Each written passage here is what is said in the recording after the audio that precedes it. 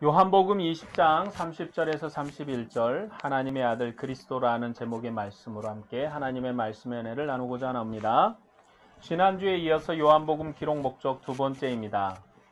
요한복음 기록 목적을 기록하기를 너희로 예수께서 하나님의 아들 그리스도이심을 믿게 하려 함이라고 말씀하고 있습니다. 믿게 함이라고 했을 때 그 믿음의 대상은 예수님께서 하나님의 아들 그리스도이심을 믿는 것입니다. 예수님을 믿는 것입니다. 그러나 로마서에서는 하나님을 믿는다고 말하고 있습니다. 로마서에서 의로 여기심을 받은 우리도 유함이니 곧 예수 우리 주를 죽은 자 가운데서 살리신 이를 믿는 자니라. 예수를 죽은 자 가운데서 살린 자를 믿으라고 말씀하고 있습니다. 하나님을 믿는다는 말과 예수님을 믿는다는 말은 성경적 의미로 차이가 없습니다. 그런데도 어느 때는 하나님을 믿으라고, 어느 때는 예수님을 믿으라고 하는 것은 본문의 목적 때문입니다. 그러나 하나님이 하신 모든 일이 아들 안에서 하늘의 질서로 완성되었기 때문에 모세가 증거한 하나님을 믿는 것과 아들이 증거한 하나님을 믿는 것은 전혀 다릅니다. 하나님께서 모세를 통해서 자기 백성에게 자기를 알리시고 그들 중에 함께 계신 것과 예수님을 통해서 자기 백성에게 자기를 알리시고 함께 하신 것은 교제의 질서가 다릅니다. 그래서 우리가 믿는 하나님은 모세가 증거한 하나님이 아니라 아들이 증거한 하나님입니다. 우리가 교제하는 하나님도 아들이 증거한 하나님입니다. 유대인들이 다 하나님을 믿고 아브라함의 후손으로 언약의 책을 가지고 있었습니다. 그렇지만 그들은 예수님께서 하나님의 아들이심을 거절하고 죽였기 때문에 그 영광스러운 나라로부터 제외되었습니다. 왜냐하면 구약의 모든 질서가 예수 안에서 하늘의 질서로 완성되었기 때문입니다. 구약의 모든 것은 예수 안에서 완성되었습니다. 그러므로 구약은 예수 그리스도 안에서 부활의 빛으로 해석되므로 교회에 임한 하나님의 말씀이 됩니다. 오늘 우리가 구약 성경을 이해하고 받아들이는 것은 구약을 그대로 연결하는 것이 아니라 예수 그리스도의 부활의 빛으로 다시 재해석하여서 받아들여야 되는 것입니다. 구약 성경을 인용할 때에 그 내용이 구약 성경 내용과 똑같지 않은 경우들이 많이 있는 것입니다. 왜냐하면 그것을 기록한 자들이 인용할 때도 그 인용마저도 예수 그리스도의 부활의 빛으로 재해석해서 다시 인용하고 있기 때문에 구약의 본문의 내용과 일치되도록 한 것이 아니라 신약에 기록한 이 복음의 내용과 일치되도록 재해석해서 전하는 것입니다. 구약의 모든 질서가 예수 그리스도 안에서 완성되었기 때문에 이제 그리스도의 복음의 빛도 그리스도의 부활의 빛으로 해석해서 이해해야 되는 것입니다.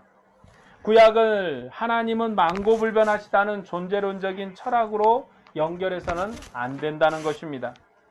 구약에 하나님이 이런 복을 주셨으니 우리도 그런 복을 받는다고 바로 연결하면 안 됩니다. 그러면 예수님 없는 하나님을 믿는 것입니다.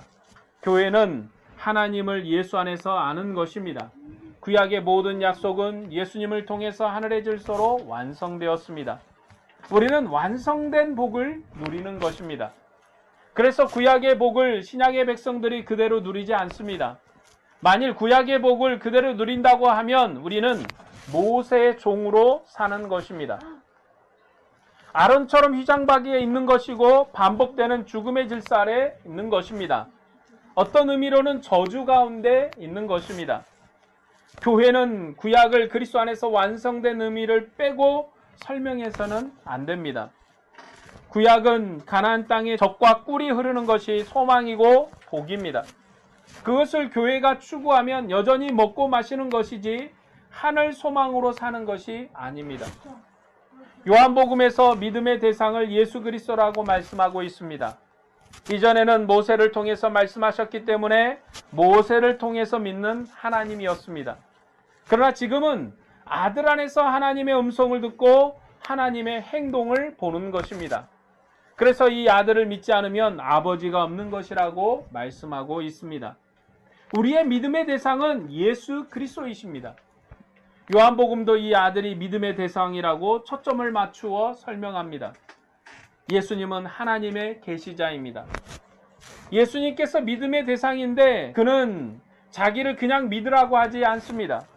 그것은 구약에서도 마찬가지입니다. 하나님께서 만물을 자기 성소로 지으시고 사람을 대표자로 세우셔서 함께 거하시는 분이셨습니다. 특별히 모세는 이스라엘 백성 중에 하나님의 영광을 보였고 하나님의 음성을 증거했습니다. 하나님은 모세를 통해서 자기 백성에게 행하신 은혜의 표적을 보이셨습니다. 많은 은혜의 표적으로 모세가 하나님께서 세우신 대리자임을 보였습니다. 그러므로 모세에게 듣는 것이 하나님께 듣는 것이고 모세를 믿는 것이 하나님을 믿는 것입니다. 왜냐하면 하나님께서 믿을 만한 표적을 보이셨기 때문에 그렇습니다. 이스라엘 백성이 출애굽하기 전엔 10가지의 재앙으로 표적을 보이셨고 광야 생활에서는 만나와 메추라기와 그리고 아론의 쌍난 지팡이와 여러 가지 땅이 갈라지는 역사로 하나님이 모세와 함께 하심을 보이셨습니다. 그 은혜의 표적으로 모세가 하나님께서 세우신 대리자임을 보이신 것입니다. 하나님께서는 자기 백성에게 자신을 나타내셨고 그 백성들은 그가 하나님 되심을 믿어 그의 백성으로 살게 되었습니다. 하나님의 아들도 세상에 오셔서 은혜의 표적을 보이셨습니다. 하나님의 은혜 행위를 자기 백성에게 행하심으로 자기를 믿도록 하셨습니다. 예수님께서는 자기 권세로 가난한 자들과 불쌍한 자들을 먹이셨습니다. 또한 자기 권세로 죽은 나사로를 살리셨습니다. 그리고 자기 권세로 하나님의 말씀을 하셨습니다. 그는 아버지와 항상 함께 동행하셨기 때문에 그의 모든 일은 하나님의 일이요 하나님의 말씀이었습니다. 그리고 그의 마지막 표적은 죽은 자 가운데서 살아나셔서 제자들에게 자기를 보이는 것입니다. 그는 친히 죽으시고 부활하셔서 아버지께 가셨다가 다시 오신 새 창조의 주님이십니다. 그는 자기 백성과 영원히 함께 하시는 주님이시기 때문에 부활 후 두려워 떠는 제자들에게 나타나셨습니다. 그리고 부활의 확실한 표적을 보이셨습니다. 이 표적을 본 도마는 나의 주, 나의 하나님이라고 신앙 고백을 했습니다. 이 도마의 고백이 우리의 신앙 고백이 되기를 원합니다. 그리고 이 고백이 우리의 신앙 고백으로 주님께 경배되어지기를 바랍니다. 이처럼 예수님께서는 믿을 만한 표적을 보이셨습니다. 제자들도 이 믿음의 표적을 보았기 때문에 그들이 본 대로 예수님을 세상에 증거했습니다. 만일 하나님의 아들이 세상에 오셔서 하나님의 일을 하시지 않거나 하나님의 말씀을 하지 않고 나를 믿으라고 했다면 그것은 거짓말이 됩니다. 그러나 예수님께서는 만일 내가 내 아버지의 일을 행하지 아니하거든 나를 믿지 말려니와 내가 행하거든 나를 믿지 아니할지라도 그 일을 믿으라. 그러면 너희가 아버지께서 내 안에 계시고 내가 아버지 안에 있음을 깨달아 알리라고 말씀하셨습니다. 너희가 내 말도 믿지 못하고 내가 행하는 것을 믿지 못하겠지만 그럼에도 내가 한 일은 믿으라라고 말씀하셨습니다. 주님께서는 38년 된 병자도 고치셨고 주님께서는 5,000명을 먹이는 역사도 일으키셨고 그리고 또한 나사로도 죽은 자 가운데서 일으켰으며 수많은 병자와 수많은 이적과 표적으로 사람들에게 자기가 하나님의 아들 되심을 이미 보이셨습니다. 그 보인 일은 너희가 믿으라고 주님은 말씀합니다. 하나님은 자기 백성을 위해서 일하시는 하나님이십니다. 하나님께서 만물을 지으신 것도 자기 백성과 함께하는 생명의 거처로 지으신 것입니다. 구약 때 자기 백성을 애굽에서 건져서 가나안 땅에 심으신 것도 자기 백성을 위한 일이었습니다. 이제 때가 되어 아들 안에서 구원을 완성하신 것도 자기 백성을 위한 일입니다. 예수님께서는 구원의 일을 행하심으로 자기를 믿을 만한 확실한 증거를 보이셨습니다. 그리고 제자들은 이 주님을 보았기 때문에 우리가 주님을 보았다고 세상에 증거했습니다. 그러나 지금은 보지 못하고 믿는 자가 복이 있는 세대입니다. 여러분이 주님의 얼굴을 보지 못했다고 해서 안타까운 것이 아니라 주님이 말씀하신 것처럼 보지 못하고 믿는 자가 복되는 그런 시대인 것입니다. 우리는 예수님을 모시고 먹고 마시는 구원 역사의 시대에 살고 있지 않습니다. 그 시대는 12 제자들이 누리던 복의 시대였습니다. 우리들은 사도의 증거를 통해서 믿고 영원한 생명을 얻는 시대에 살고 있습니다. 역사는 선배들 통해서 물려받는 것입니다.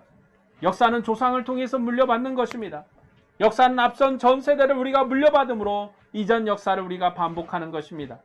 이스라엘 백성이 아브라함 때문에 아브라함의 복을 누린 것처럼 우리는 하나님의 아들의 행하신 일과 그의 제자들의 증거를 믿음으로 하나님과 함께 영원히 생명을 누리는 것입니다. 사도들의 증거를 통해서 사도들의 역사를 상속함으로 하나님을 만나고 그의 복을 누리는 것입니다. 오늘 본문 31절의 말씀을 다시 보겠습니다. 오직 이것을 기록함은 너희로 예수께서 하나님의 아들 그리스도이심을 믿게 하려 하며 또 너희로 믿고 그 이름을 힘입어 생명을 얻게 하려 함이니라. 요한복음은 예수님께서 하나님의 아들 그리스도이심을 믿어 생명을 얻게 하려고 기록되었습니다. 이 하나님의 아들의 개념을 다른 복음서에서 어떻게 설명하고 있는지 살펴보아야 할 것입니다. 마태복음에서는 이는 내 사랑하는 아들이라고 했을 때 그는 다윗의 후손이고 모든 이방인도 경배할 유대인의 왕으로서 하나님의 아들을 말했습니다. 마태복음에서 말한 하나님의 아들은 경배받으실 왕에 대한 성취입니다. 이것은 구약 사무엘하 7장에 약속된 내용입니다. 하나님께서 다윗과 그의 후손을 하나님의 아들로 삼으셨습니다. 그때 아들은 왕의 개념입니다. 이스라엘 백성이 하나님의 아들이지만 그 중에 왕은 내 아들이라고 했을 때 대리적 왕권을 강조한 것입니다.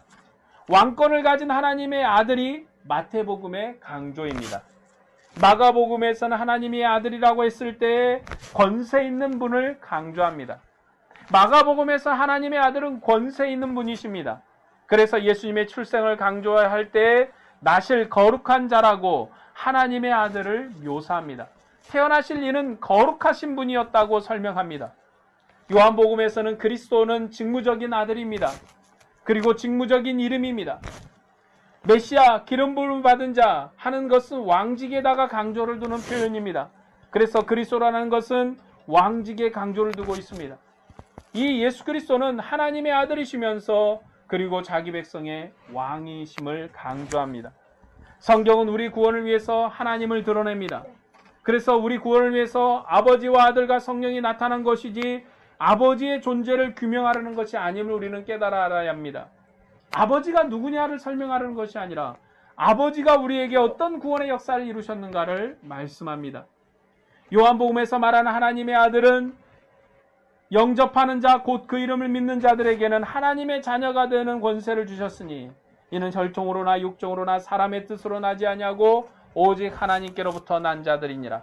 말씀이 육신이 되어 우리 가운데 거하심에 우리가 그의 영광을 보니 아버지의 독생자의 영광이요 은혜와 진리가 충만하다라고 말씀하신 그러한 아들입니다. 그리고 같은 본문에서 본래 하나님을 본 사람이 없으되 아버지 품속에 있는 독생하신 하나님이 나타나셨다고 말씀하십니다. 독생하신 하나님, 우리 중에 나타나신 하나님, 그것이 바로 하나님의 아들입니다. 이것이 요한복음을 푸는 열쇠이기도 합니다. 요한복음에 말하는 하나님의 아들은 아버지 품속에 계시다가 우리에게 오신 하나님이십니다. 아버지와 함께 계시다가 우리에게 오신 하나님의 아들이십니다. 독생자는 독생하신 하나님, 품속에 계신 하나님입니다. 이 독생자로 말미암는 출생은 혈통이로나 육종으로나 사람의 뜻으로 나지 아니하고 오직 하나님께로서 난 자들입니다. 이 말씀은 이스라엘의 출생과 비교해서 설명하고 있습니다. 이전에 이스라엘은 아브라함의 혈통을 따라 출생했습니다. 아브라함의 혈통으로 출생하고 할례를 받으면 모두 다 하나님의 자녀였습니다. 그러나 때가 되어 하나님께서 그의 아들을 세상에 보내셨습니다. 이제 아들을 믿으면 혈통을 따른 출생이 아니라 하나님을 따라 난 자들입니다. 이것이 구약과 신약이 다른 그러한 부분입니다. 구약은 혈통을 따른 출생이었지만 신약은 이제 혈통이 아니라 하나님으로부터 난 자들입니다. 이삭은 다 늙은 아브라함과 사라의 태를 통해서 태어났습니다. 그는 하나님의 약속을 따라 났습니다. 이삭은 아브라함과 사라의 결혼 관계를 통해서 났기 때문에 하나님께로서 난 자가 아닙니다. 하지만 출생할 수 없는 부부를 통해서 하나님께서 가나안 땅에 상속자를 주셨다는 의미로 하나님께로부터 난 자가 이삭입니다. 그런 의미로 이스라엘도 이삭으로부터 출생한 자들입니다. 우리는 세상에 존재할 수 없음에 존재한 감사하는 백성인 것입니다. 그들은 혈통을 따라 출생한 자들입니다. 그러나 이제 하나님의 아들을 믿으면 독생자와 함께 하나님으로부터 새롭게 출생한 자들이 됩니다. 그들은 오직 하나님으로부터 난 자들입니다. 하나님의 아들 독생자 때문에 하나님으로부터 난 자들이 된 것입니다. 누가복음에서는 예수님의 혈통적 출생에 강조를 둡니다. 마태복음에서는 다윗의 후손 요셉에다가 강조를 둡니다. 그의 왕적 전통에다가 강조를 둡니다. 그러나 요한복음은 구약의 출생이 혈통을 따른 출생이지만 신약의 출생은 하나님으로부터 난 자들로 하나님의 자녀가 되는 권세를 주셨다고 강조합니다. 하나님의 자녀가 되는 권세는 말씀이 육신이 되어 우리 가운데 거하는 독생자의 영광 때문입니다. 구약은 이삭으로부터 출생한 이스라엘이 하나님의 자녀였지만 이제는 이 독생자를 믿음으로 그로부터 출생한 자들, 바로 그들이 그 나라를 상속할 것입니다. 그래서 요한복음에서는 마리아를 통한 출생을 말하지 않습니다. 다른 모든 복음서가 마리아의 출생을 말했지만 요한복음만은 마리아의 출생이 없습니다. 오직 하나님께로부터 출생했다고 독생자라는 독특한 언어를 사용합니다. 오직 하나님께로부터 출생했다는 것을 말합니다. 그는 세상에 오기 전에 하나님의 품속에 계신 독생하신 하나님이십니다. 독생하신 하나님이라는 것은 하나님 품속에 계셨다는 의미입니다. 독자라 이런 말이 아니라 하나님의 품속에 오직 유일하신 한 생명, 하나님의 품속에 계신 유일하신 분이라는 의미인 것입니다.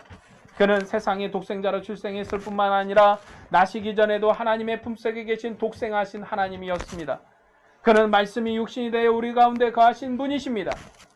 독생자라는 독특한 언어를 요한복음이 사용하는 이유가 무엇일까?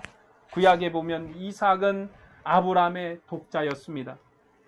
유일한 독자라는 의미로 독생자일 뿐만 아니라 하나님이 출생했다는 의미로 독자입니다.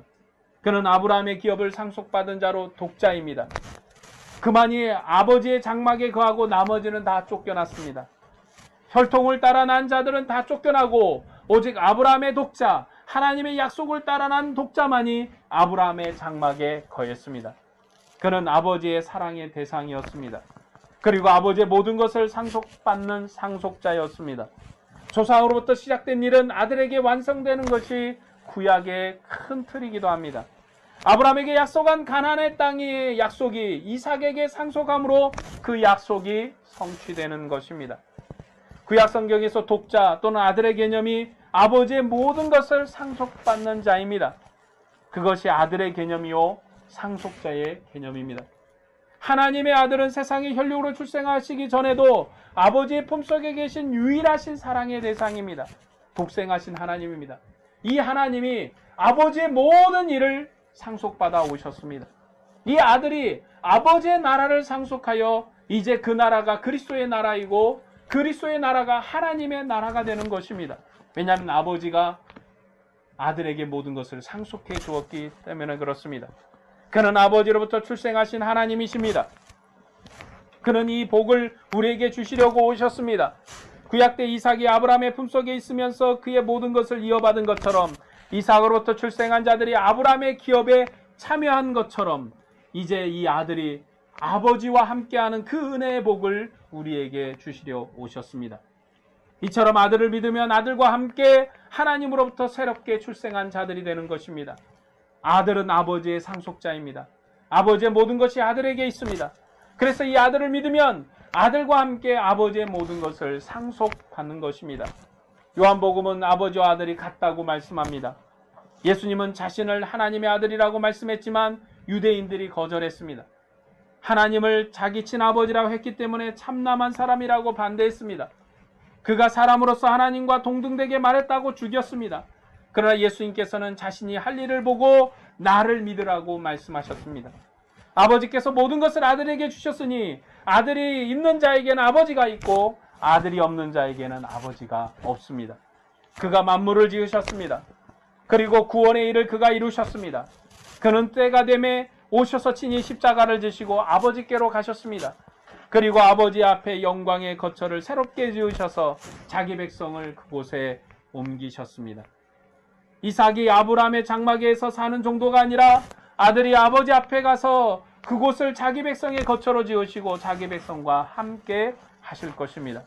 그런 의미로 예수는 하나님의 아들이신데 그분이 하나님께서 세우신 그리스도라고 요한복음은 말씀합니다. 31절에 그 이름을 힘입어 생명을 얻게 하렴이라고 말씀합니다. 우리가 그 이름을 힘입고 그 이름에 참여함으로 우리도 아들이 되는 것입니다. 이제는 우리는 종의 아들이 아닙니다. 우리는 종이 아닙니다. 이삭이 아브라함의 상속자였기에 이스라엘이 아브라함의 자녀로 하나님의 자녀로 칭할 수 있었습니다. 이제 우리들도 그 아들의 이름을 힘입어 생명을 얻었습니다. 이 아들을 믿으면 아들과 함께 하나님의 아들로 출생하는 것입니다. 하늘의 영광의 백성으로 출생합니다. 아들과 함께 아버지 안에 있으면 아버지의 영광을 보고 아버지의 모든 것을 상속받습니다. 그것이 요한복음이 말하는 생명입니다. 요한일서에 그것을 더욱 분명하게 설명해 주고 있습니다.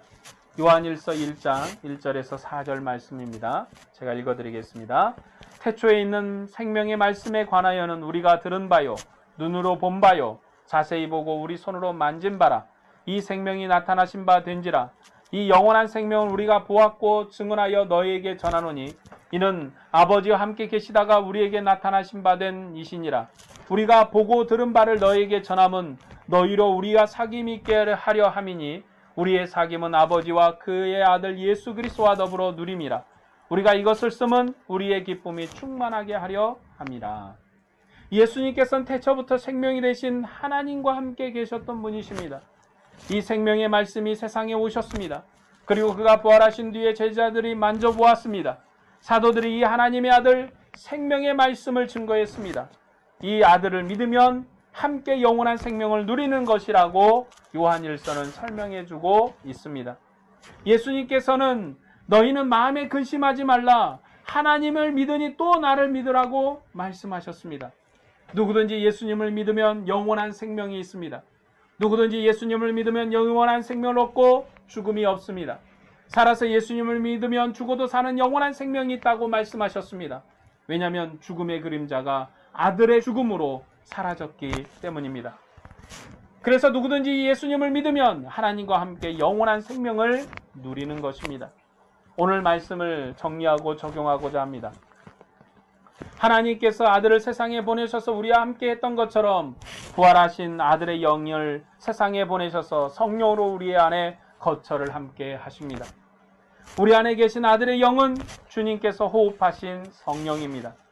죽음을 이기신 새 창조주로서 자기 생명을 우리에게 호흡하셔서 한 생명, 한 영으로 살게 하셨습니다. 우리가 생명의 주님을 믿으면 죽어도 살게 됩니다. 주님께서 마지막 날에 우리의 생명을 새롭게 살리실 것입니다. 지금 이 주님을 믿지 않으면 생명이 없고 마지막 날에도 영원한 생명이 없는 것입니다. 지금도 죽음이 왕처럼 활동하면서 예수님을 거절합니다. 동시에 우리들도 거절합니다. 예수님을 핍박했던 세상은 여전히 교회의 증거를 믿지 않습니다. 그러나 우리 안에 계신 분은 생명의 주님이십니다. 그는 우리를 사랑하셔서 우리가 죄인이고 원수되었을 때 우리를 찾아오신 생명의 하나님이십니다. 그는 우리와 같은 혈육을 입으시고 십자가에 죽어서 순종을 하셨고 죽음의 세력을 끝내셨습니다. 죽음을 이긴 그는 영원한 생명의 주님으로 부활하셨습니다. 그는 하나님의 은혜의 일을 자기의 몸의 죽음으로 완성하셨습니다. 이처럼 우리에게 오신 독생자는 창조의 처음부터 우리의 생명이셨습니다. 온 세상이 주님을 거역해도 그는 그 백성을 떠나신 적이 없습니다. 이 독생자가 부활의 영광을 우리에게 선물하셔서 우리로 하늘에 속한 아들, 하나님의 품 안에 있는 아들이 되게 하셨습니다. 하나님을 내 아버지, 너희 아버지, 내 하나님, 너희 하나님이 되게 하셨습니다. 아들의 하나님이 우리의 하나님, 아들의 아버지가 우리의 아버지가 되게 하셨습니다. 주님은 우리 중에 영광으로 오신 생명의 주님이십니다. 우리 모두 이 주님을 믿어야 합니다. 우리 주님을 생명의 주님으로 받아들여야 됩니다. 이 주님을 인격적으로 고백하고 이 주님만을 위해서 생명으로 살아야 될 것입니다. 우리가 이 복음의 말씀을 믿으면 주님의 음성을 듣는 것입니다. 이 복음은 주님께서 제자들에게 표적으로 증거하시고 말씀하신 것이기 때문입니다. 부활하신 후에 제자들에게 자기를 만져보라고 하시고 증가하신 복음입니다. 제자 중에 계셨던 주님께서 오늘 또 우리 중에 함께 계신 줄로 믿습니다. 그는 부활의 주님이십니다. 생명의 주님이십니다. 새 창조의 주님이십니다. 그 주님께서 사도들을 세상에 보내셔서 이 복음을 증거하도록 하셨습니다. 우리가 이 복음을 믿으면 우리 안에 아들이 있고 아들과 함께 영원한 생명이 있습니다. 그리고 우리는 하나님 안에 있습니다. 우리는 사도들의 가르침을 세상에 증거하는 복음의 증거자가 되어야 합니다. 우리만 기뻐하는 것으로 끝나지 않고 세상의 생명을 충만하게 해야 합니다. 그리고 우리도 이 생명을 누리는 자가 되어야 합니다. 복음은 누리는 것입니다. 내가 누리는 것을 증거하는 것입니다. 영원한 생명의 부유함을 누리는 자가 되어야 합니다. 우리가 아들의 생명을 소유한 백성이 된 것은 아버지의 은혜입니다. 이 은혜에 감사하고 감격해서 기쁨으로 주님과 함께 동행하시기를 바랍니다. 우리가 누린 이 생명의 복음을 세상에 증거하여서 더욱더 우리 안에 기쁨이 충만하고 세상으로 기쁨이 충만한 자로 세워지기를 주의 이름으로 축복합니다. 기도하겠습니다.